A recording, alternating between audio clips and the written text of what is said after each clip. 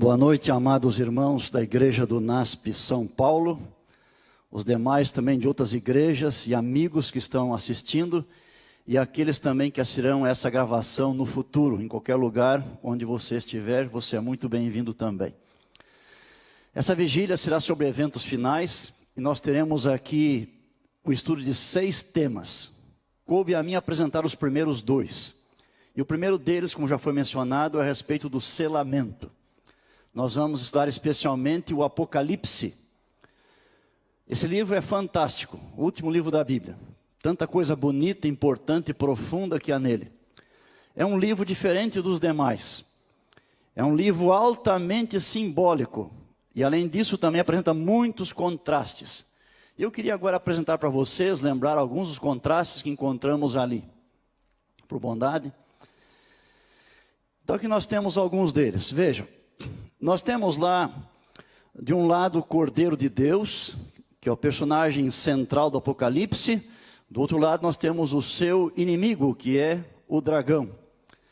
De um lado estão os 3 anjos a serviço de Deus. De outro lado, nós temos as 2 bestas e a imagem da besta a serviço do dragão. Temos, por um lado, o convite para adorar a Deus, o Criador. Mas em contrapartida há uma pressão para adorar a besta e o próprio dragão. Aparecem também ali 2 mulheres. Uma mulher está pura, toda iluminada, e a outra está completamente embriagada e prostituída. O livro apresenta também um contraste de 2 grandes cidades, famosas cidades. Nós temos a Nova Jerusalém e a Grande Babilônia. Outro contraste que aparece,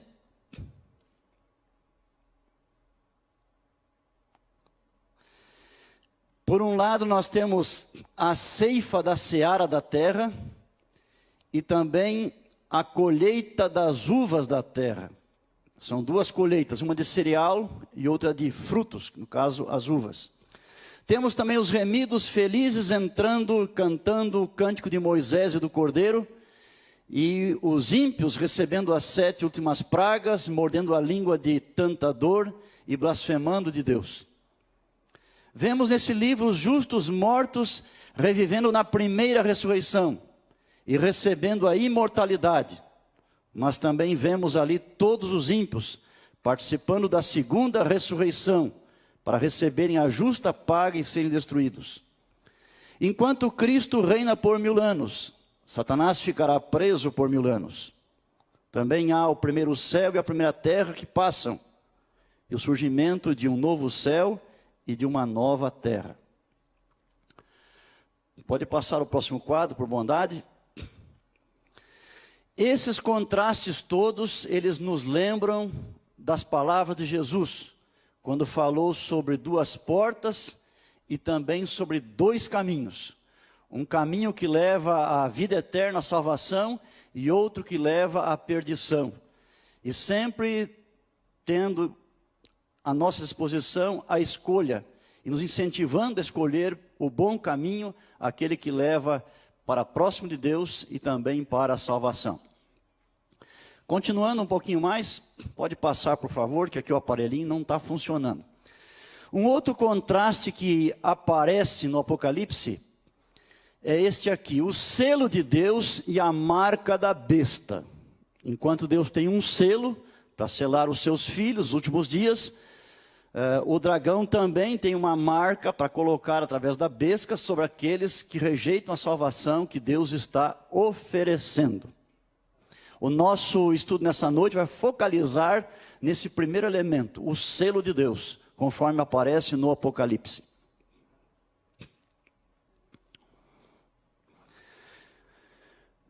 O estudo bíblico que segue, ele busca apresentar os diversos selos e sinais usados por Deus. Interessante que ao examinarmos a Bíblia Sagrada, ao longo da história do povo de Deus, nós podemos perceber vários selos, vários sinais, os quais Deus colocou sobre os seus filhos. Esse do Apocalipse é apenas o último deles. Para entender este selo, nós temos que ter os demais selos apresentados também. Então vamos passar por eles rapidamente, e então no final focamos naquele que é o nosso estudo, que é o selo do Apocalipse.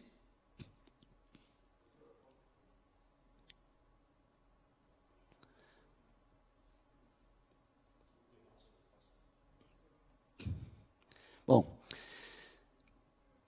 vamos examinar então agora primeiramente o selo do Apocalipse, algumas informações, depois passamos para os outros então, só para pegarmos aqui o início desta visão que é tão importante. Nós temos aqui agora o contexto da visão do selamento, o que vem antes da visão do selamento, para a gente poder entender melhor aí. Está assim escrito em Apocalipse 6, versos 12 a 17, é a abertura do sexto selo. Vi quando o Cordeiro abriu o sexto selo, e sobreveio grande terremoto. O sol se tornou negro como saco de crina, a lua toda como sangue. As estrelas do céu caíram pela terra, como a figueira, quando abalada por vento forte, deixa cair os seus figos verdes. E o céu recolheu-se como um pergaminho quando se enrola. Então, todos os montes e ilhas foram movidos do seu lugar.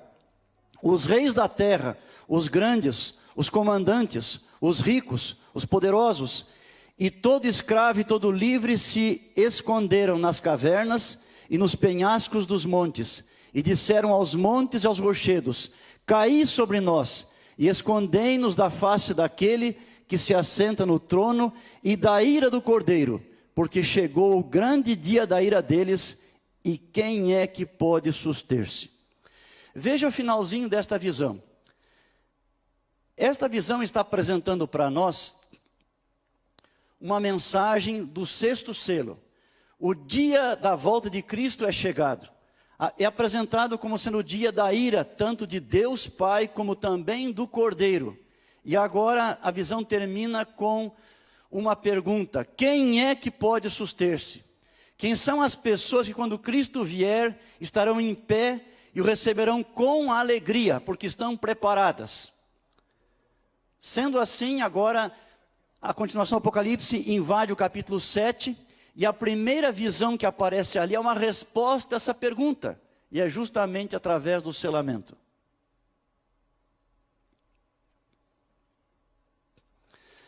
Vejamos então o texto na sequência, o início do capítulo 7.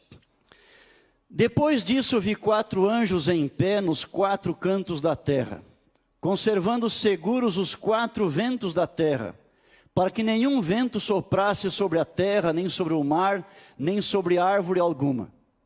Vi outro anjo que subia do nascente do sol, tendo o selo do Deus vivo, e clamou em grande voz aos 4 anjos, aqueles aos quais fora dado fazer dano à terra e ao mar, dizendo: não danifiqueis nem a terra, nem o mar, nem as árvores, até selarmos na fronte os servos do nosso Deus. Então ouvi o número dos que foram selados, que era 144.000 de todas as tribos dos filhos de Israel. Olhando para o tempo do fim, nessa simbologia, existem ventos que querem soprar sobre a terra para prejudicar a raça humana, para acabar com o nosso planeta. Esses ventos simbolizam as forças do mal. Todavia Deus não permite. Deus envia seus anjos para que impeçam as forças do mal de realizarem aquilo que elas querem fazer.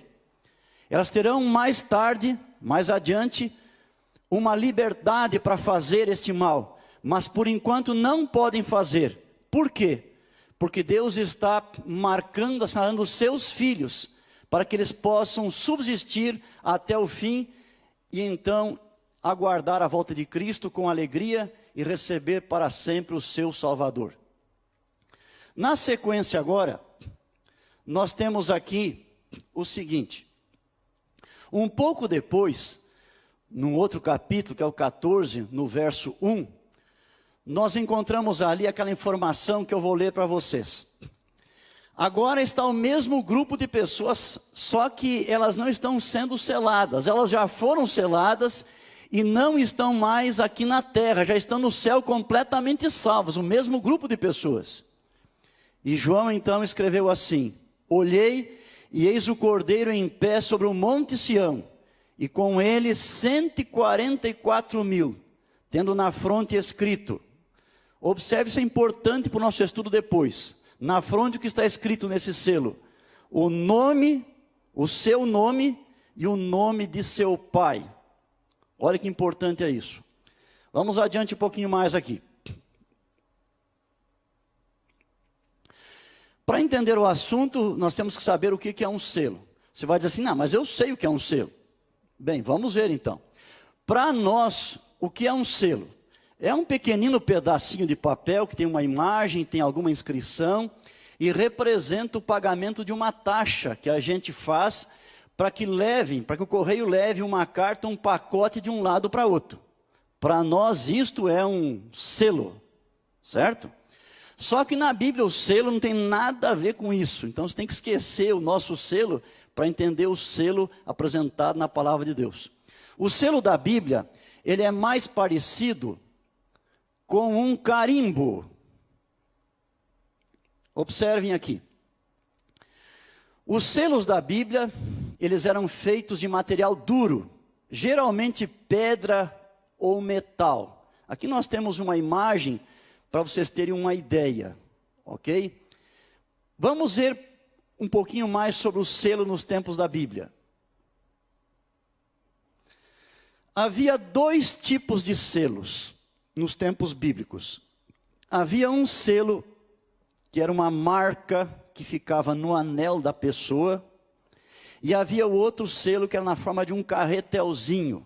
É um carretel com inscrições, com gravações, no meio tem um furinho, dá para passar um cordãozinho, inclusive nesse carretel, e as pessoas costumavam levar esse carretel pendurado por um cordãozinho no pescoço, ou podia ser no pulso também. Então, dois tipos de selo, ou na forma de anel, ou na forma de um carretel. Um pouquinho adiante agora, aqui na próxima imagem, nós temos um exemplo de um carretel. Essa gravura em preto é um carretel. Se prestarem atenção, tem um furinho no meio dele. Ele é rolado sobre uma superfície, no caso aqui uma superfície de barro, de argila. Ele foi rolado na superfície e ali ficou uma marca em relevo. Então esse é um tipo de selo. Fica um relevo quando ele é aplicado. No exemplo como nós vimos aqui. Um selo possuía um desenho ou uma marca distintiva de seu proprietário. Nos selos da Palestina, na terra de Jesus e dos apóstolos, eles costumavam ser redondos ou ovais, e a superfície era dividida em duas linhas. Havia duas linhas, uma linha dupla no meio do desenho. Em cima ficava o nome do proprietário do selo, e abaixo o nome do seu pai. Olha que interessante, né? Semelhante informação que vem no Apocalipse lá. Assim era um selo comum no Apocalipse. Um pouquinho adiante, pode mudar a próxima. A arqueologia tem descoberto centenas, milhares de selos nas regiões lá do Egito, da Babilônia, de Israel, assim por diante.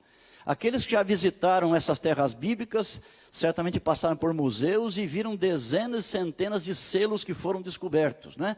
E a gente sabe hoje que o uso dos selos para carimbar alguma coisa é um dos procedimentos mais antigos da humanidade. Alguns selos que foram encontrados, eles eram da época do ano 4000 antes de Cristo, muito lá no início da história da humanidade. Para que serve um selo? Um selo poderia servir para três coisas. Primeiro, podia ser para um sinal de autoridade. Em segundo lugar, um sinal de propriedade. Em terceiro lugar, um sinal de proteção. Nós vamos agora passar cada uma dessas informações com mais detalhes aqui. Então vamos lá. Primeiro, sinal de autoridade. Nós temos exemplos na Bíblia disso. Por exemplo, ali, ó, caso de José. Ali está o texto da Bíblia, você depois pode conferir se assim quiser.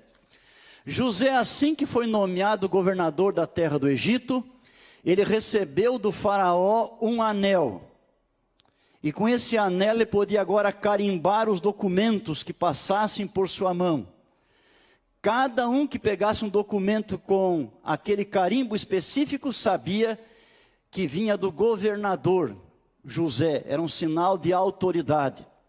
Nós temos também outro exemplo mencionado ali, que é de Jezabel. Quando Jezabel, certa vez, fez uma armação para conseguir a terra de Nabote, e acabou conseguindo a morte de Nabote, proprietário de uma vinha, de toda a família dele, ela mandou cartas para aquela cidade de Jezreel, com informações para os anciãos, para os líderes, e ela carimbou essa carta com o selo do Acabe, para mostrar a autoridade real naquele documento. Tinha que ser obedecido o que estava sendo pedido por ela. Um terceiro exemplo nós temos no caso da história da rainha Esther. Naquele episódio, primeiramente, o Amã foi o homem mais importante depois do rei.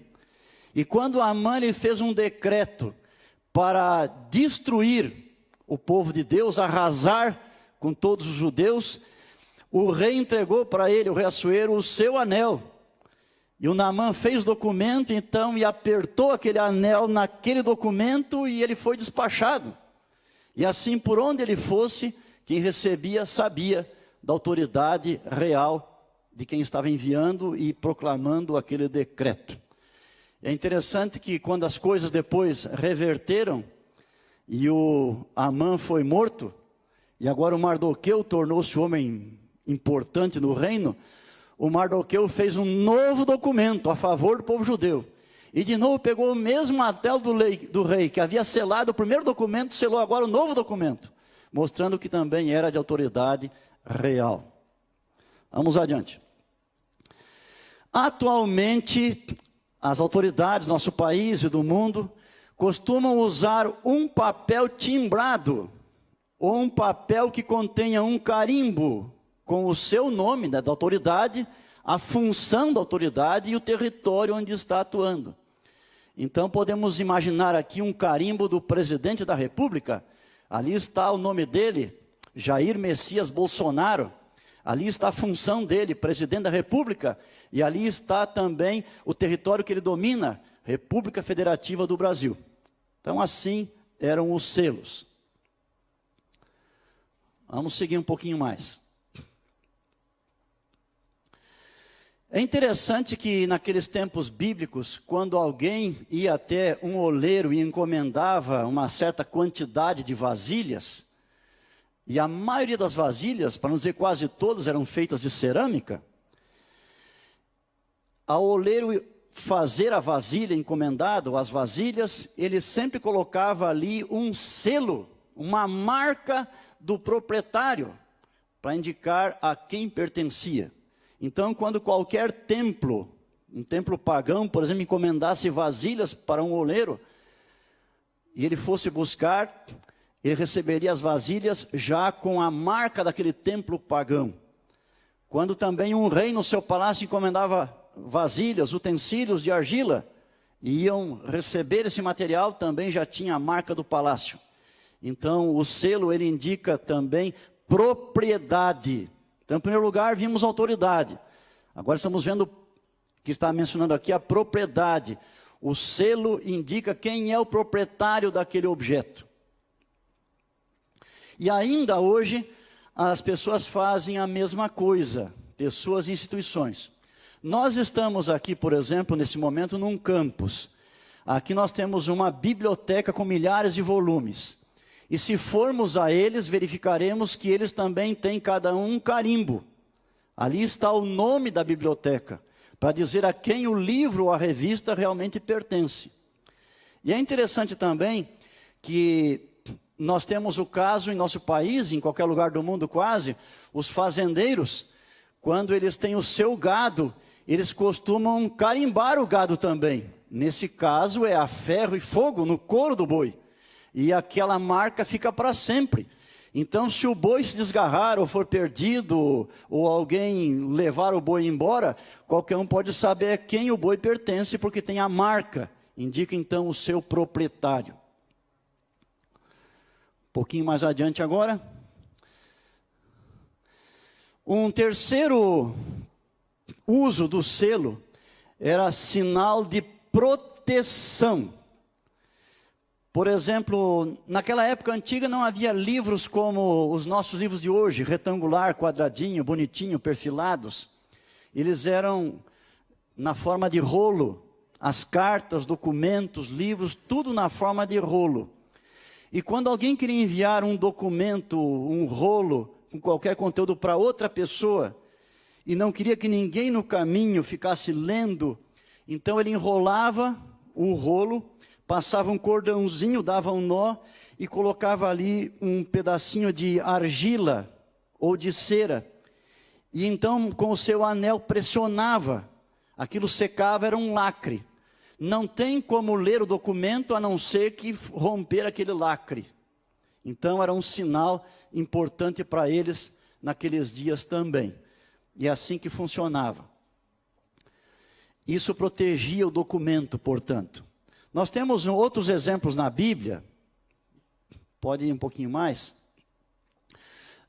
Lembrando ainda hoje que tem pessoas e empresas que também fazem a mesma coisa. Eles costumam colocar um lacre nos seus objetos, documentos, de modo que quem está transportando não tem acesso ao conteúdo daquilo que está ali. Na Bíblia ainda temos mais uma outra informação interessante, não é? Encontramos vários selos ou sinais de Deus ao longo de todo o período. E esses selos nos ajudam a compreender o selamento que aparece também lá no Apocalipse e que estamos aqui considerando.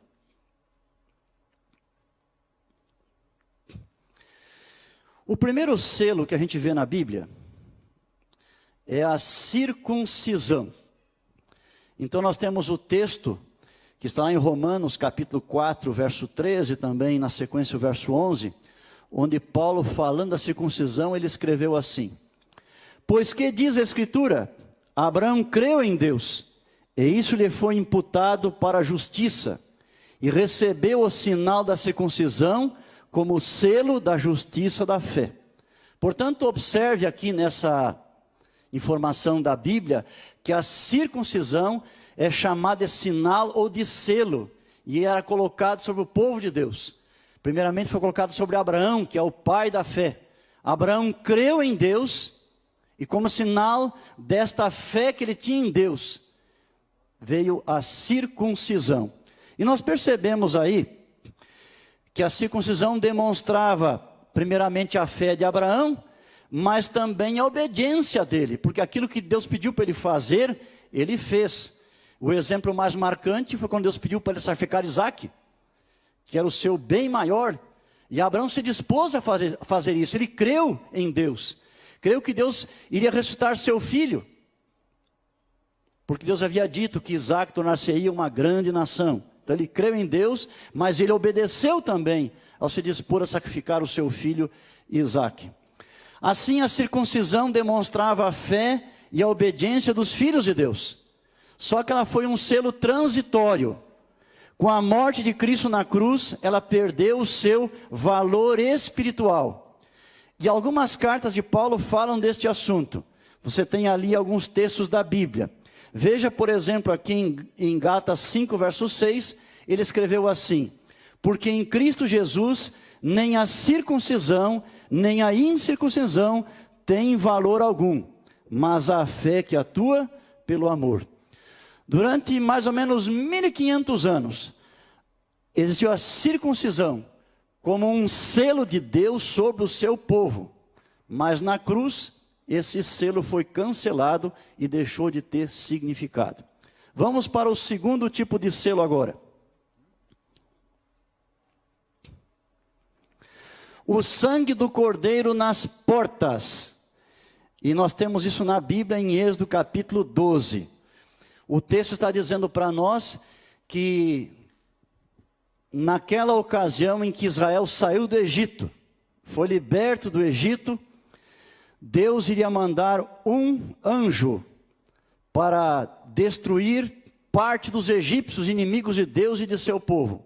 Esse anjo mataria os primogênitos e passaria por toda aquela terra. Mas foi dito ao povo de Deus que eles poderiam proteger-se, e a proteção viria por ficarem dentro de uma casa, por eles matarem um cordeiro, tomarem aquele sangue e passarem nas vergas e umbrais daquela porta. Quando o anjo passasse naquela noite e visse aquele sangue, eles não seriam afetados, não seriam punidos.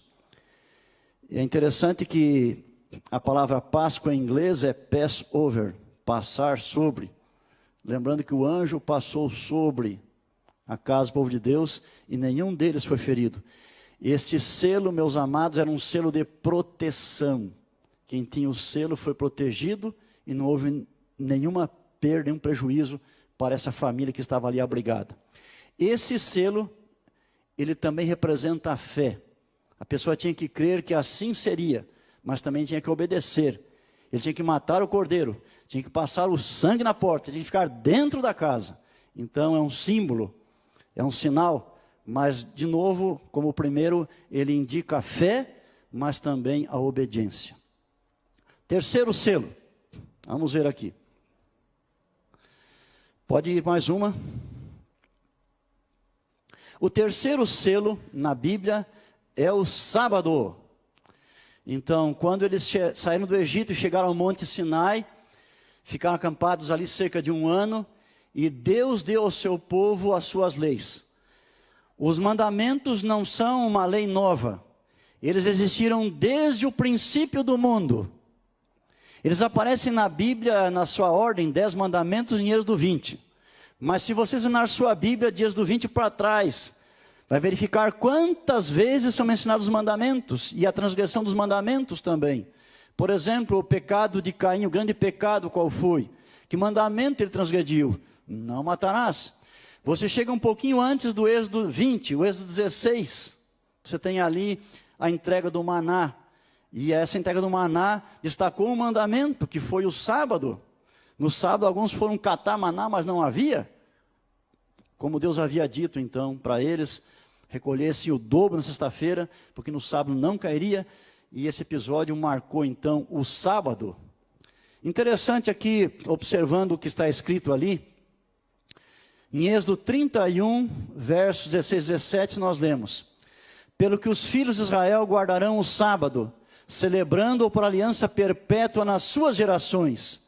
Entre mim e os filhos de Israel é sinal para sempre. Porque em 6 dias fez o Senhor os céus e a terra, e ao 7º dia descansou e tomou alento. Portanto, o sábado é um sinal, e é um sinal que permanece para sempre.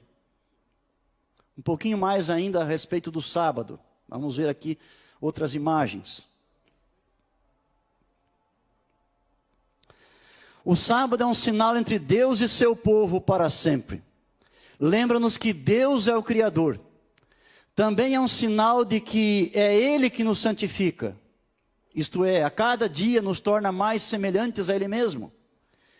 E no capítulo 31 do Êxodo, verso 13, nós lemos ainda: tu, pois, falarás aos filhos de Israel, e lhes dirás: certamente guardareis os meus sábados, pois é sinal entre mim e vós, nas vossas gerações, para que saibais que eu sou o Senhor que vos santifica. Então, outro texto que apresenta agora o sábado como um sinal, nesse caso da santificação que Deus faz em nossa vida.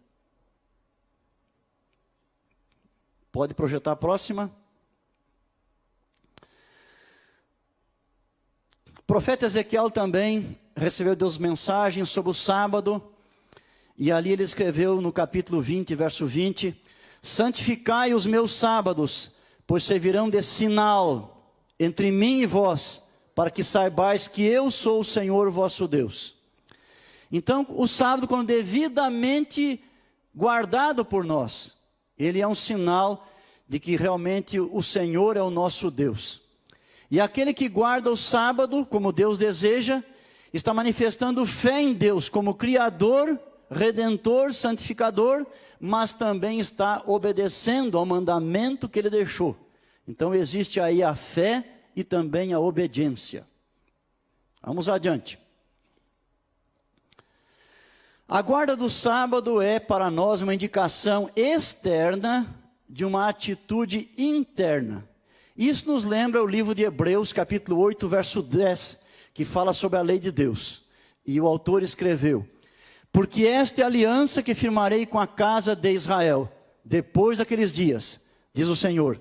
Na sua mente imprimirei as minhas leis, também sobre o seu coração as inscreverei.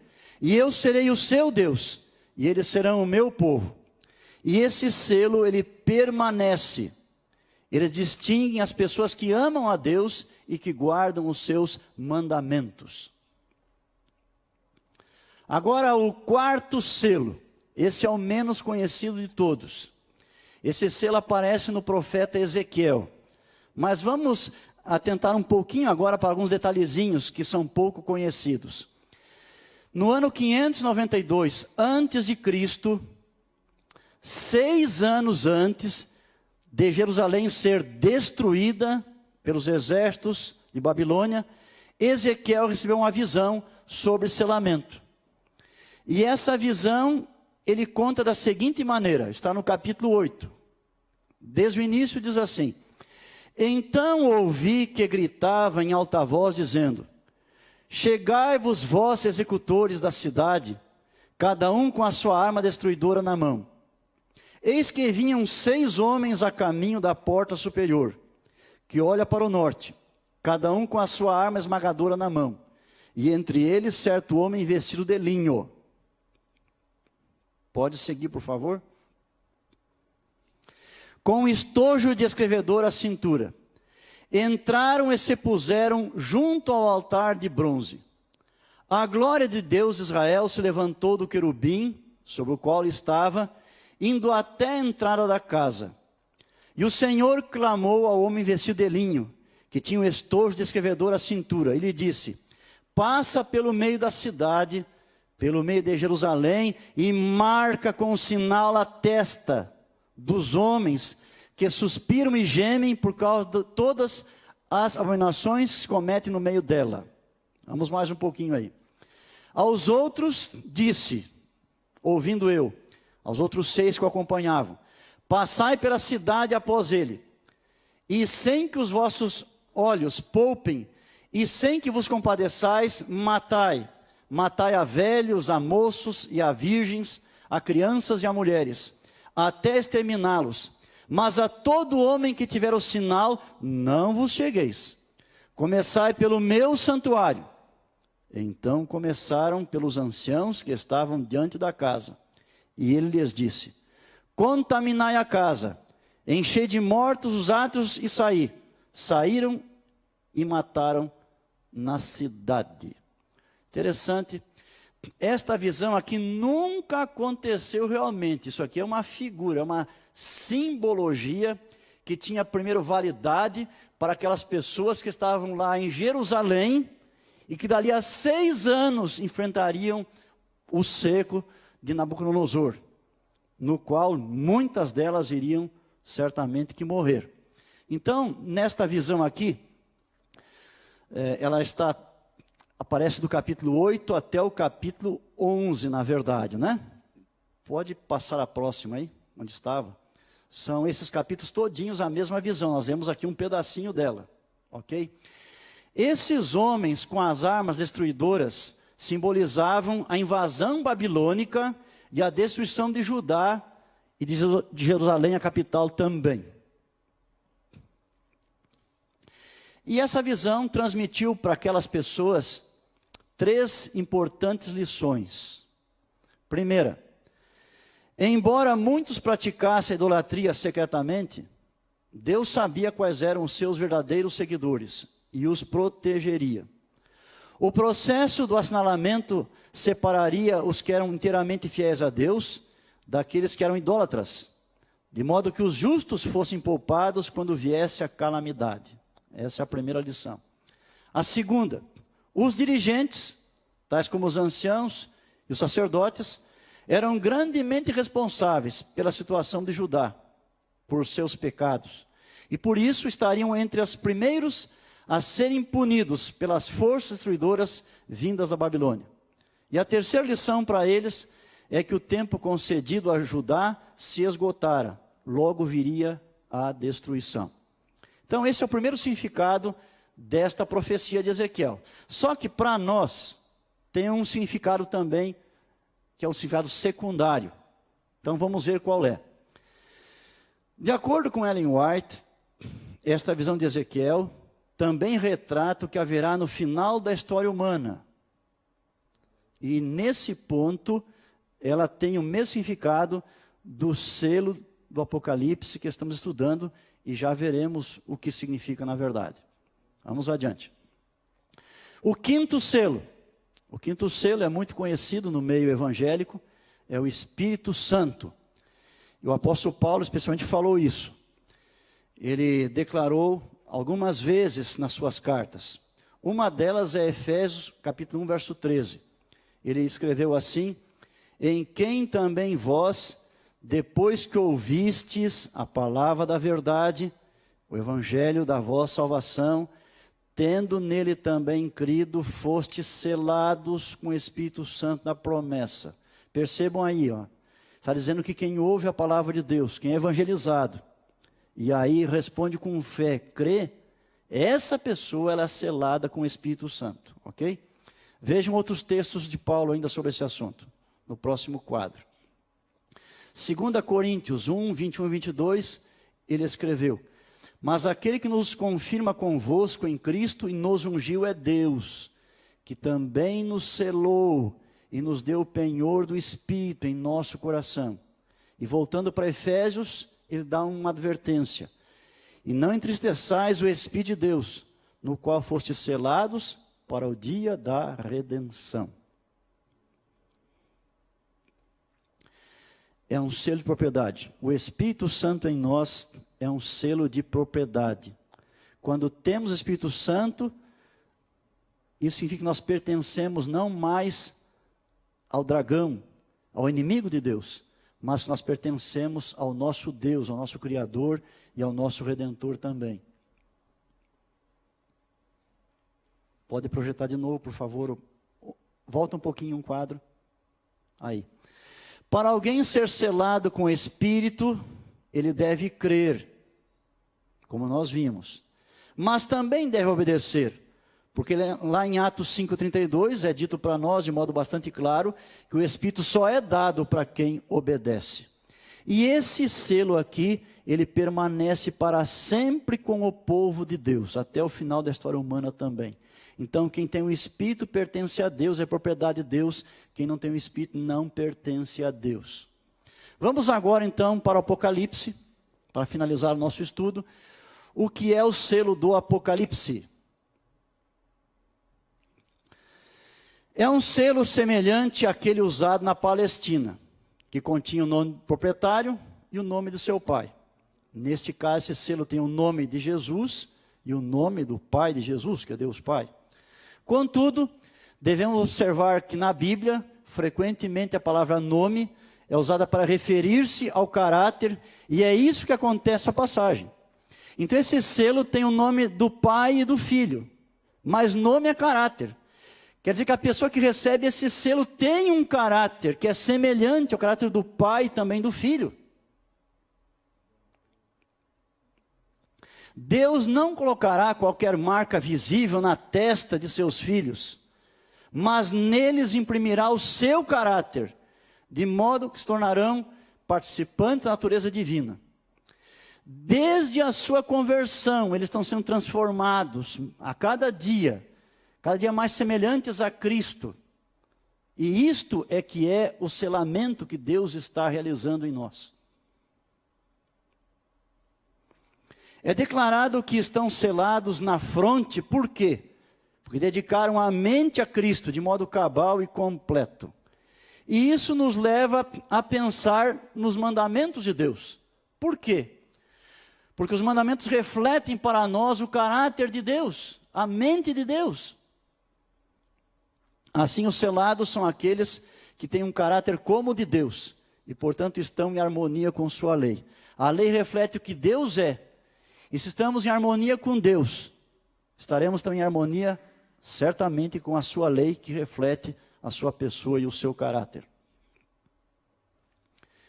E aqui nós temos Hebreus 8:10 mais uma vez, lembrando para nós que Deus planejou escrever a lei dele não em tábuas de pedra apenas, ou em um livro de papel como a Bíblia, mas escrever em nossa mente, em nosso coração. E aí nós somos capazes, então, de obedecer a essa lei como ele planejou. Este selo do Apocalipse é um selo de propriedade, mostrando que os assinalados pertencem a Deus. Mas também a marca de proteção, para que passe como vencedores pelo tempo de angústia no final da história humana e não sejam atingidos também pelas 7 pragas. E se percebe mais uma vez que os que recebem o selo são pessoas de fé e obediência. E ao descrevê-los, no capítulo 14, João diz assim: aqui está a perseverança dos santos, os que guardam os mandamentos de Deus e a fé em Jesus. Vejam de novo, ali está a guarda dos mandamentos, a obediência, e está também a fé na pessoa de Jesus, no que ele fez por nós. Por isso deduzimos que a guarda do sábado faz parte da vida e do caráter dessas pessoas. Elas não adoram a besta, nem a sua imagem, mas somente a Deus, porque Ele é o Criador, e o sábado é a contínua lembrança desta grande verdade. Aqui nós temos uma citação de Ellen White sobre esse assunto, do livro Testemunhos Seletos. Ela escreveu: para os que guardam o sábado, este dia é o sinal da santificação. A verdadeira santificação consiste na harmonia com Deus, na imitação de seu caráter. Essa harmonia e a semelhança são alcançadas pela obediência aos princípios que são o transunto de seu caráter. E o sábado é o sinal de obediência. Aquele que de coração obedecer ao 4º mandamento, obedecerá toda a lei.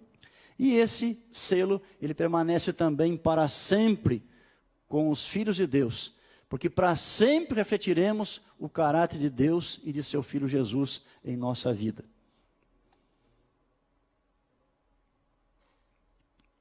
Conclusão.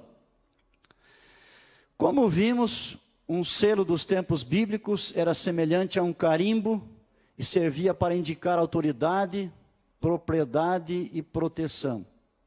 E foi com algum desses propósitos que Deus, ao longo da história, deu a seu povo diversos selos ou sinais, alguns dos quais foram transitórios, enquanto que outros permanentes. O selo mencionado no Apocalipse é permanente e marca os que são propriedade exclusiva de Deus, a fim de protegê-los tanto da ira de Deus como dos ataques das forças demoníacas. Ao ser concluído o selamento, o indivíduo está definitivamente estabelecido na verdade, de modo que nada mais poderá afastá-lo do caminho de Deus. O caráter de Deus e os princípios de sua lei foram fixados permanentemente em sua vida. Cumprir-se-á o que se encontra na última parte da Bíblia: o justo continue na prática da justiça, e o santo continue a santificar-se. No final da história humana, todo mundo terá uma marca sobre si. Um grupo terá o selo de Deus, que indica que o caráter está de acordo com Deus. E o outro grupo receberá a marca da besta. E por meio desse livro da Bíblia, Deus faz um convite para nós. Enquanto temos oportunidade, escolhermos sempre estar do lado de Deus, para recebermos então o selo que Ele quer colocar em seus filhos. No próximo quadro aqui, nós temos uma citação também de Ellen White, e com isso nós terminamos nosso estudo, uma citação que nos faz pensar e refletir bastante sobre se estamos sendo selados por Deus ou não. Ela escreveu assim: os que se estão unindo com o mundo, estão se ajustando ao modelo mundano e preparando-se para o sinal da besta. Os que desconfiam do eu, humilham-se diante de Deus e purificam a alma pela obediência à verdade, estão recebendo o molde divino e preparando-se para receber na fronte o selo de Deus. Quando sair o decreto e o selo for aplicado, seu caráter permanecerá puro e sem mácula para toda a eternidade. E ela continua dizendo ainda: agora é o tempo de preparar-nos. O selo de Deus jamais será colocado à testa de um homem ou mulher impuros. Jamais será colocado à testa de um homem ou mulher cobiçosos ou amantes do mundo. Jamais será colocado à testa de homens ou mulheres de língua falsa ou coração enganoso. Todos os que recebem o selo devem ser imaculados diante de Deus, candidatos para o céu. Portanto, meus amados irmãos, no dia em que nós aceitamos a Cristo, o Espírito começou a trabalhar em nossa vida e começamos a ser transformados. E ela continua essa transformação dia após dia em nossa vida. No final, nós teremos que estar completamente identificados com o nosso Deus, confirmados na verdade. Vai chegar um momento em nossa vida, enquanto a porta da graça ainda estiver aberta, em que nós estaremos completamente selados, firmados na verdade. É aquele momento em que não há mais volta. Nós estamos tão identificados com Deus, tão firmados na verdade, que nada e ninguém nos pode afastar. Mas continuamos a ser selados. Portanto, vamos apegar-nos a Deus, vamos crer, obedecer e permitir que Ele leve a cabo a boa obra que um dia Ele começou em nossa vida. Amém.